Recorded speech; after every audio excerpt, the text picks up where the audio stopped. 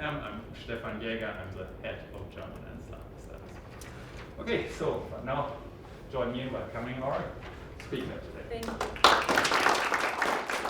Thank you, Stefan, for the introduction. It was flattering to listen to all of that and to realize that I have this unique opportunity to share my research in front of you today. Thank you for having me. So today I will present my research on the deliberative capacity and ethnic relations in post-communism. And as a researcher, as probably you have understood from the introduction, I work in a range of different policy areas. They include interethnic relations, gender equality, healthcare policies, and human rights. The underlying value underneath those diverse matters is still the value of democracy, dialogue, human rights, and contribution to the communities that we serve as scholars. So today I will first present my work based on the dissertation research that I've done on the deliberative approach to ethnic relations. And I will argue that distinct paths to ethnic radicalization have a common underlying mechanism, which is related to dialogue. After that, I will draw connections to other areas of my work that have been introduced to give you a more holistic perspective of how it's all connected into a bigger research program of mine, and some of the future work that I intend to be doing. Growing up in Ukraine, which is a society with a long and complex history, but at the same time a state which is younger than myself, I was intrigued by how ethnic identities interplay with democracy. Sometimes they advance it, and sometimes they make it more complicated. And also, it is interesting how the character of ethnic relations illuminates the qualities of the democratic regimes themselves.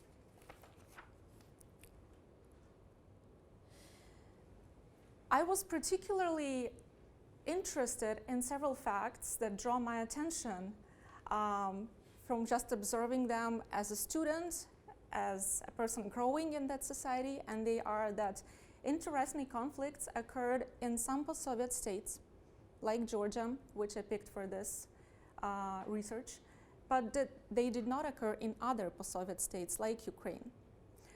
The violent scenario at the breakup of the Soviet Union was avoided in the case of Ukraine, despite the strong inter-ethnic cleavages and the multiple predictions of Sovietologists that something probably will happen. It did not in the case of Ukraine, while it did in some other cases. Of course, today we witness a different dynamic, which is marked by military conflict between Russia and Ukraine, by the fact of annexation of the Crimean Peninsula, and by separatist territories in the east of Ukraine. This all forms a very significant context for interethnic relations in the Ukrainian case. However, it is very much a different animal for the purposes of this research, because the amount of international foreign influence in this case was immense in comparison to the other cases of interethnic violence in post-Soviet area. So the final puzzling fact that I observed was that the intensity of ethnic tensions within Ukraine itself varied over time. And this was also interesting to explore.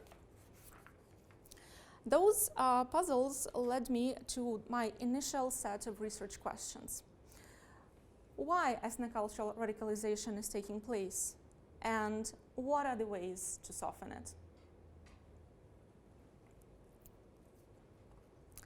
To approach these questions, I used the theory of deliberative democracy, the theory of democracy that places communication and inclusion at the center of the political process, and also requires the decisions to be made after a careful and fair deliberation with all the parties that are going to be affected by this decision. This was an innovative approach to the area that I'm exploring, as before that, the studies of the democratization cases in postcommunism mostly took the electoral conception of democracy in approaching the analysis. I chose deliberative democracy for this analysis for three main reasons. The first of them being that it was promising to address the complexity of identities and claims, which are often blurred, relational, contested, changing, dynamic, and transforming in the case of Ukraine. Second, it promises to arrive at policy recommendations which are more legitimate and therefore more stable. Finally, it also promised to design institutional solutions for addressing ethnic tensions without reifying the existing identities, in contrast, enabling the further dialogue between the groups. Specifically, within the deliberative democracy approach, I used the deliberative systems approach, which is an approach that looks at deliberation of a society at large in multiple locations and levels, instead of focusing on isolated mini-publics, which is probably a more classical understanding of deliberative democracy. The final core concept that I use in this study is the deliberative capacity, which is my independent variable, so to say, if we can speak of that in this language in a qualitative study, which is the extent to which a society can host a genuine deliberation which is inclusive, authentic, and consequential. I operationalized this phenomenon of deliberative capacity using the key deliberative democratic scholars that theorize this phenomenon. I based this specific operationalization of these concepts on the work on the components of deliberative capacity by John Dryzak, Jörg Steiner's discourse quality index, and the functions of deliberation theorized by Jane Mansbridge and John Parkinson.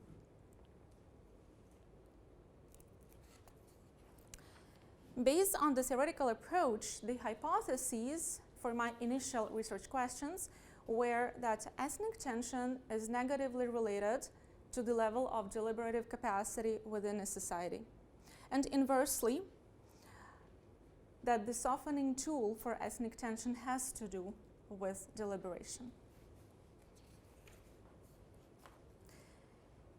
If deliberative capacity might be a solution to ethnic tension, my secondary set of questions arose.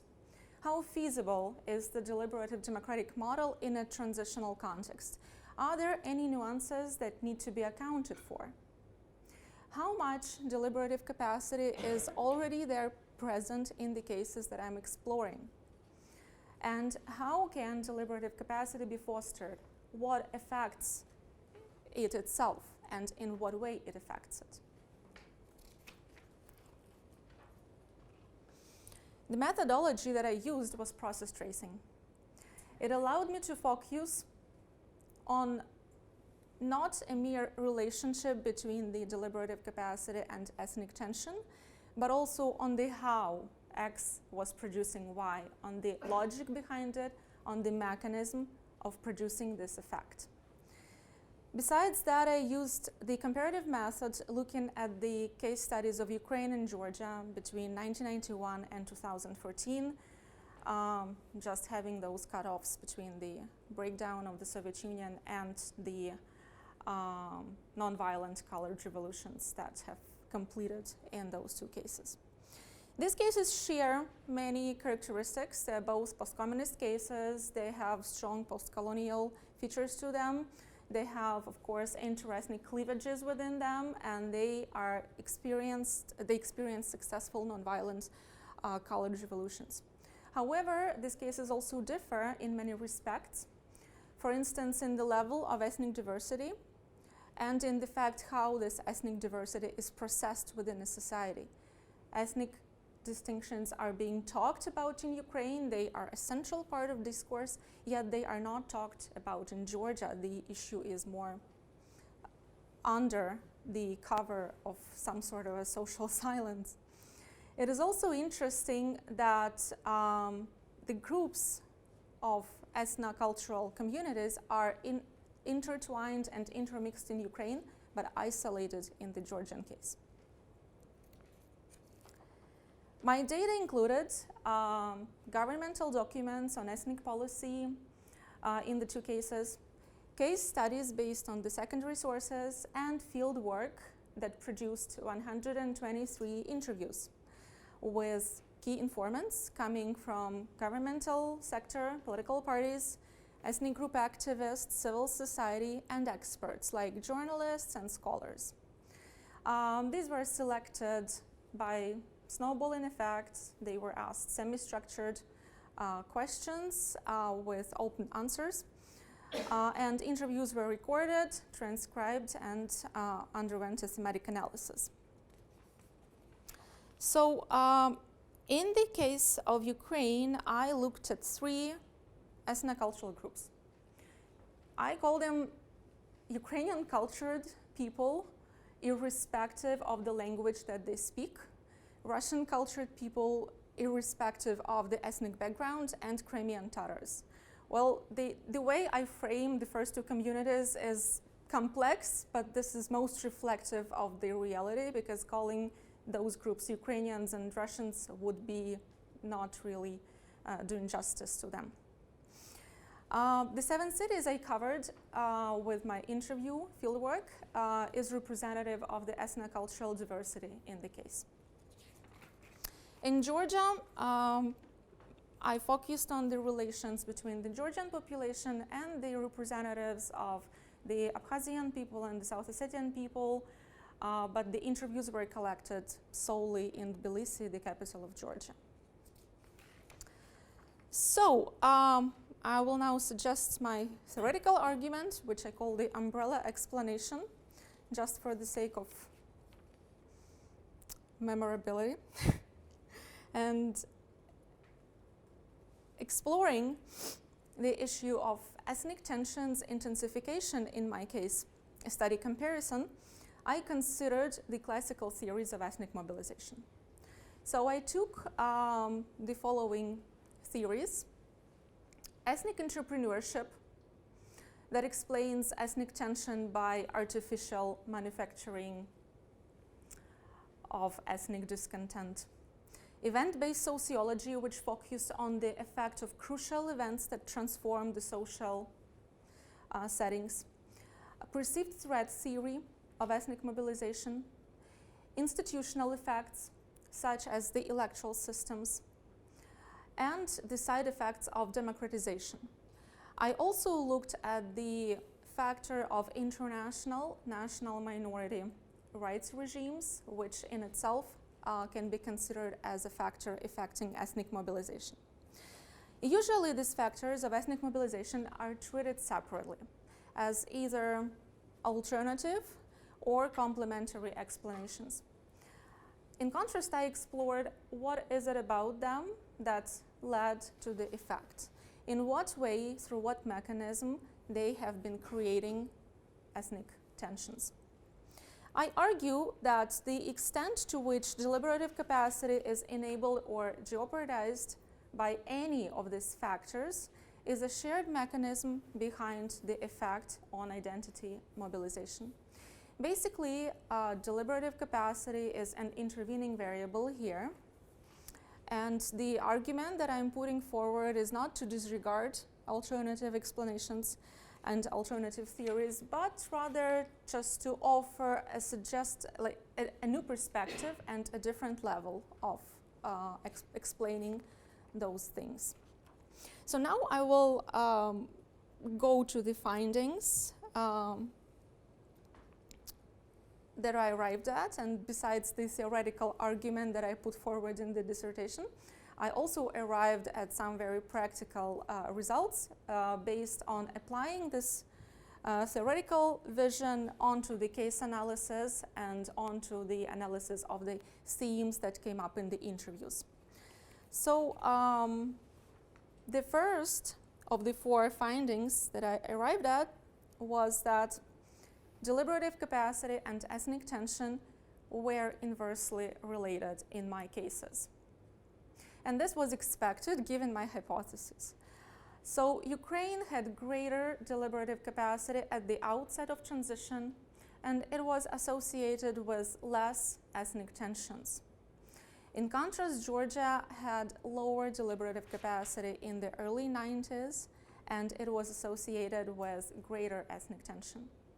In the early 2000s, the situation in the societies has changed, and Ukraine's Orange Revolution has illuminated a number of anti-deliberative features and was followed by greater interethnic tension in the society.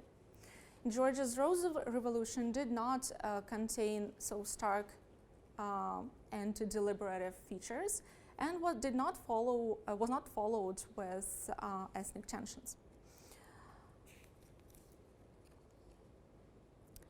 So then, as I have established that deliberative capacity was important and that it worked in a way in which I have hypothesized before approaching this research project, I then turned to the other questions that followed in the process of study on the effects of different factors on deliberative capacity itself.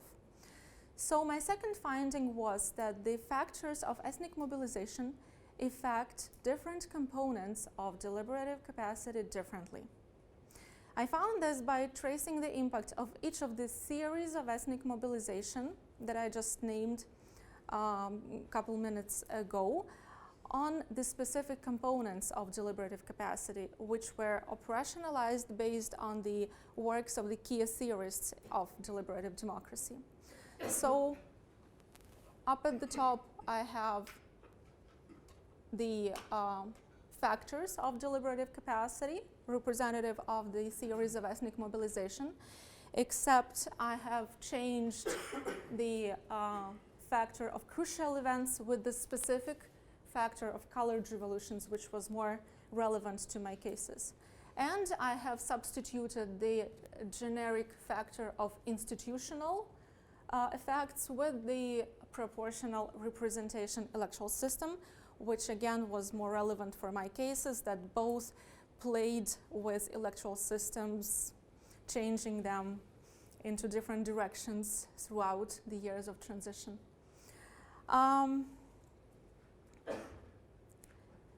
The components of deliberative capacity that I ended up having in the study were the following, and I want to comment on a couple of them. Authenticity is self-explanatory, same as inclusiveness. Consequentialism refers to the fact that the thought changes that the people were demanding were actually being implemented, or the policies were actually being put into action. Equality is understandable. Incentives for preference shifts is something that is opposite to refine identities, thus creating incentives for actually trying to think differently in a situation when it is possible. Reciprocity, respect, ability to learn, moderation incentives are also clear. And also incentives for offering justification when reasoning for one's claims.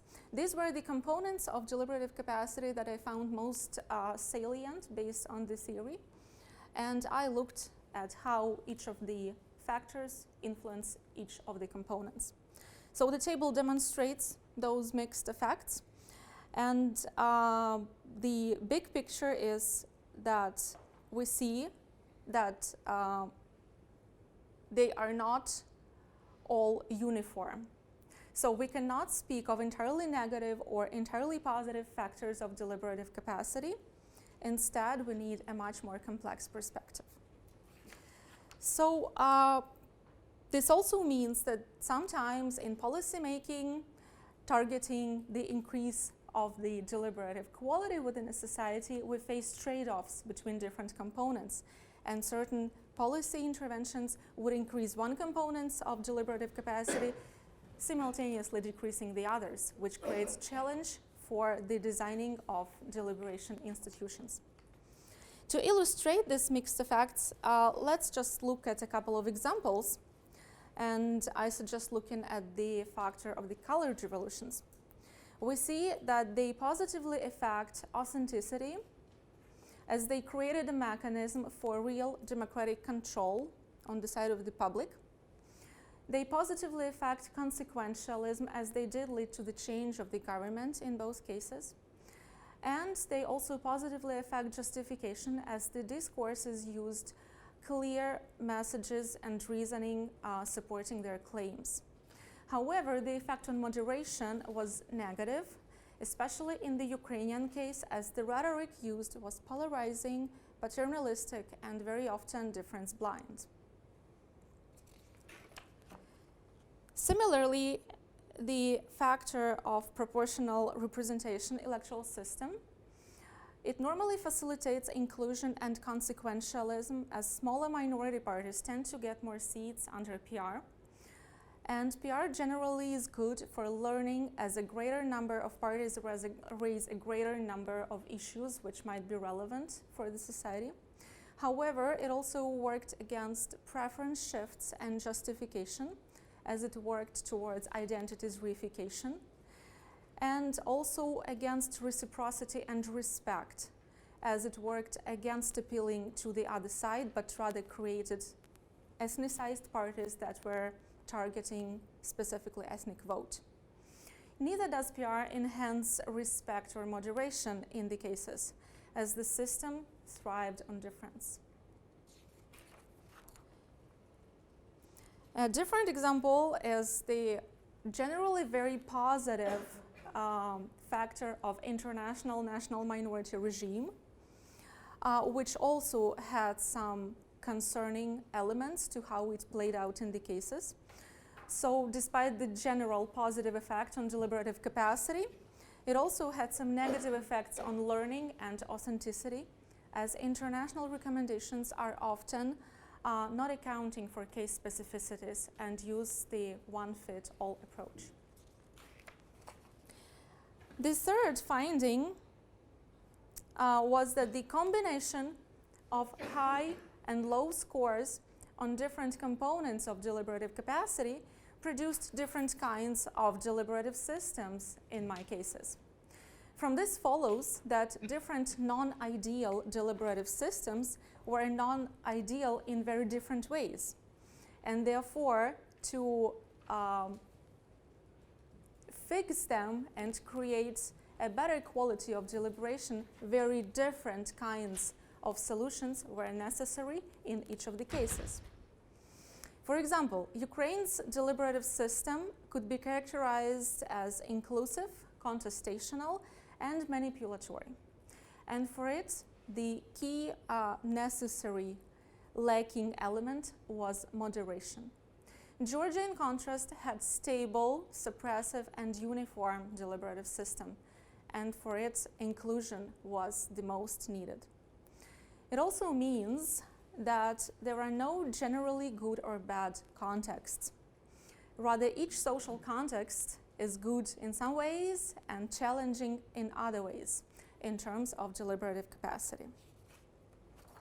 Finally, the contrast between these cases also demonstrates that post-Soviet region is not uniform, and it cannot be treated as some gray zone which can be dealt with same approaches, same institutional solutions, same ideas. In contrast, every case needs an individualistic approach, analysis, and requires individualistic treatment. Finally, the fourth finding of this research concerns the feasibility of deliberative democracy, and specifically I explored it on the case of Ukraine. Interviews suggested that besides the difficulty connected to language in which deliberation has to occur, there were also additional challenges. The first problem found in the interviews was the vision of the other by both groups. Both groups felt oppressed. At the same time, they denied the fact that they might be causing discomfort or oppressing the other group. They also found the other foreign to the land and underdeveloped, which is obviously irreconcilable and problematic for any dialogue between them. The second problem was that groups saw facts and norms very differently. It turned out that they interpret the same historical events in a very different manner, and there is a significant rift in the objective reality that they refer to. They also based their claims on very different normative logic, which was also very difficult to combine in a meaningful, constructive dialogue. Finally, both groups lacked enthusiasm with respect to dialogue itself, and instead they preferred force, legislative force, fortunately, and majority rule in order to protect their needs and defend their claims, not dialogue, cooperation, and finding common solutions. Attitude to dialogue can be evidenced by the two direct quotes by Ukrainian cultured and Russian cultured respondents from my fieldwork. They both find dialogue irrelevant, but for very different reasons. A Russian cultured journalist from Donetsk said, "We do not need discussion. Each side will have its own opinion. We just won't intersect. Western Ukrainians do not come here." Even though he imagined that the other was somewhere far away on a different side of a country, a Ukrainian cultured activist living right next to him in the same city said, "We now go through the stage that other societies went through earlier. What was the intercultural dialogue in US some time ago between Indians and whites? Therefore, let them not be so refined today and demand that other societies be different when they go through such a stage." Although this respondent agreed that dialogue is not necessary, he had very different reasons for that. And he considered that as a titular nationality with an unfinished nation-building project, Ukrainians were entitled to legitimately dominate.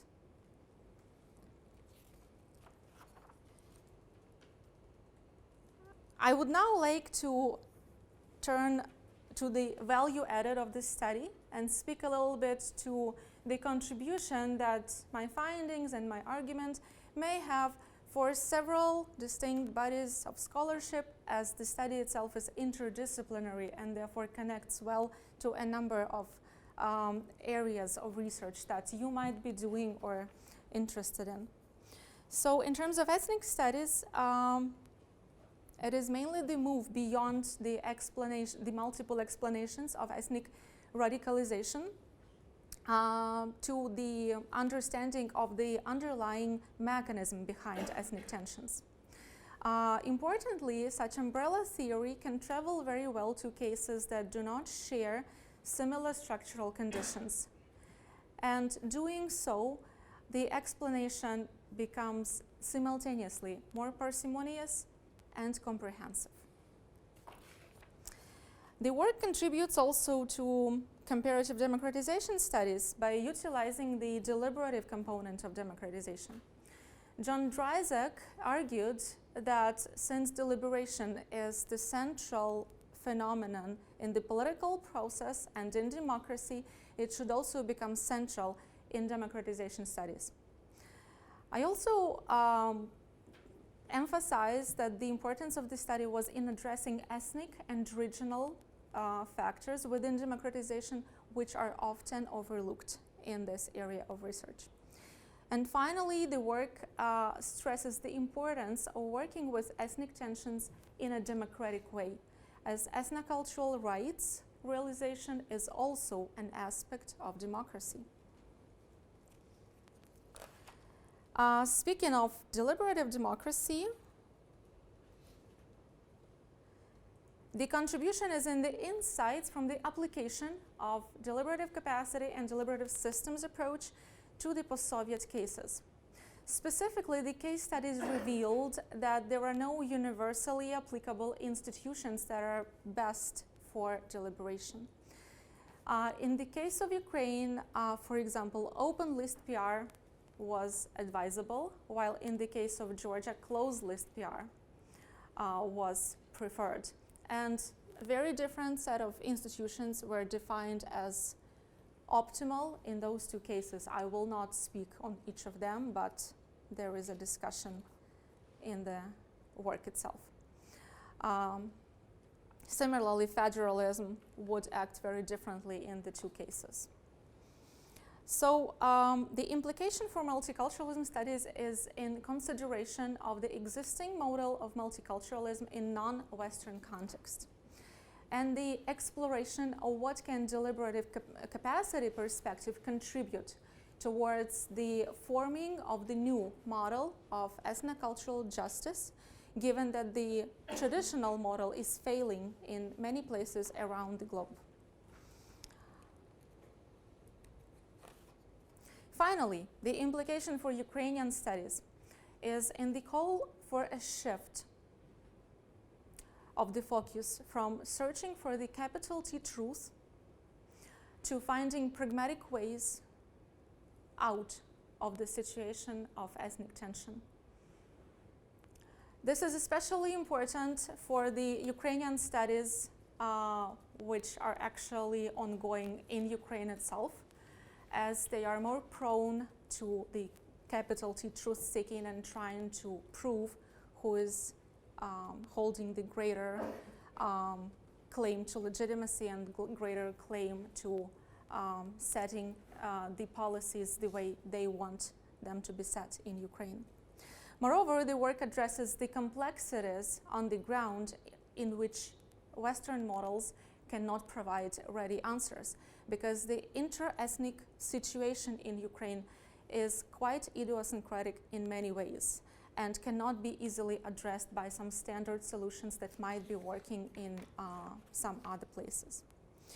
Based on this research, I formulated a number of policy recommendations for several groups of actors, like national policymakers, those who design institutions, those who design deliberative fora, and international actors.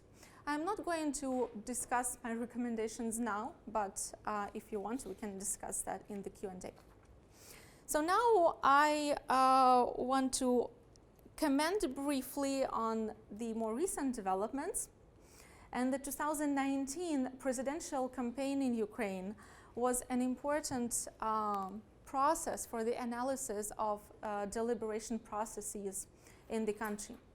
The main political struggle unfolded between the incumbent president, Petro Poroshenko, and his unexpected rival, a comedian, Volodymyr Zelensky.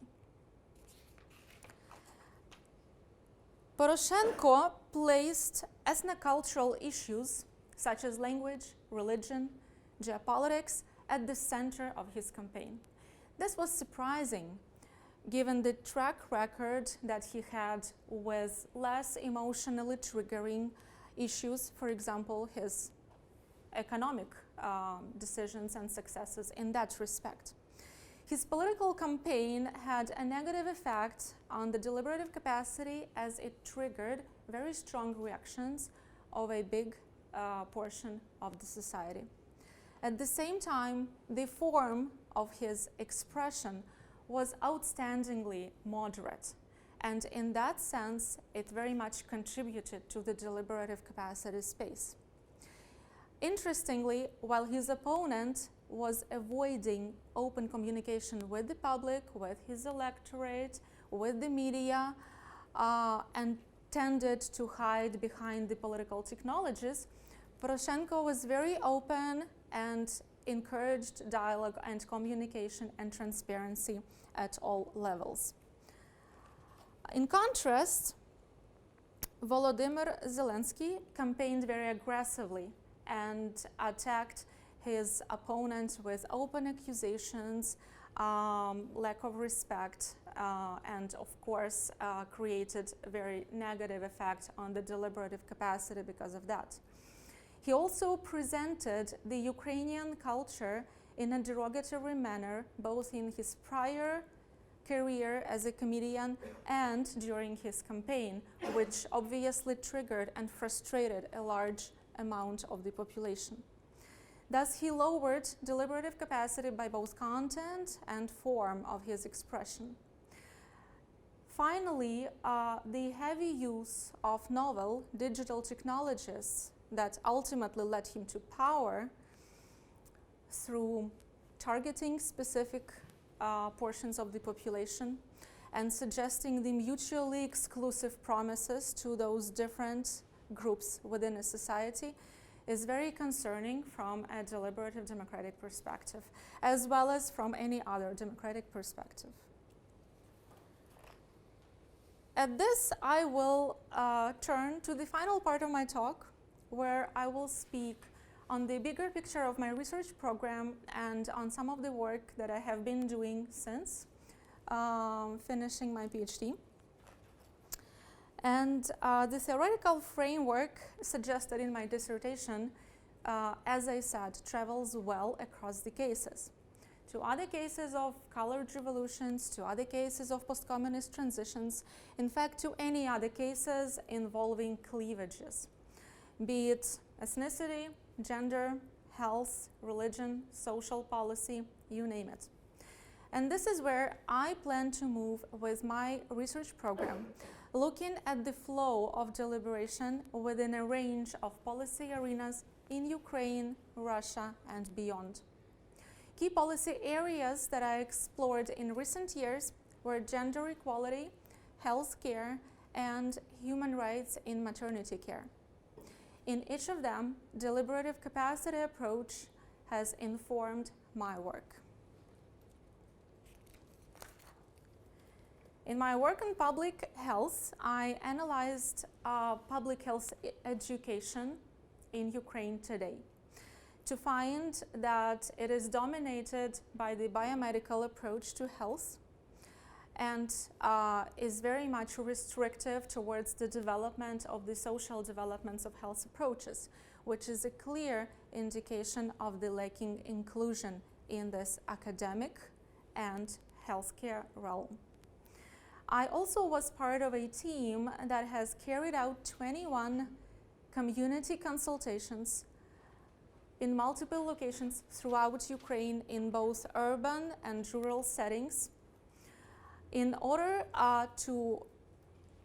for the first time during the Ukrainian history, to obtain people's views on the complex health policy issues and to communicate the point to the policymakers that the value of community involvement is immense, and those people actually are smart enough and have ideas that can contribute to policy making that will target them. Another stream of my work was gender policy in Ukraine and Russia. Gender equality is closely related to deliberative capacity, as it is in itself a form of inclusion, participation, and empowerment. In 2012, I was a co-editor of this volume on gender politics and society in Ukraine, and back then, this volume, a collaborative effort of a number of scholars in North America, Europe, and Ukraine, diagnosed a myriad of problems with gender equality in Ukraine.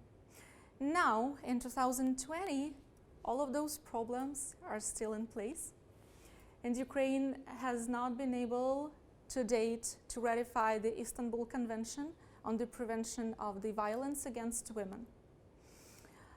Similarly, in Russia, a struggle to implement the gender violence law created a real turmoil in a society.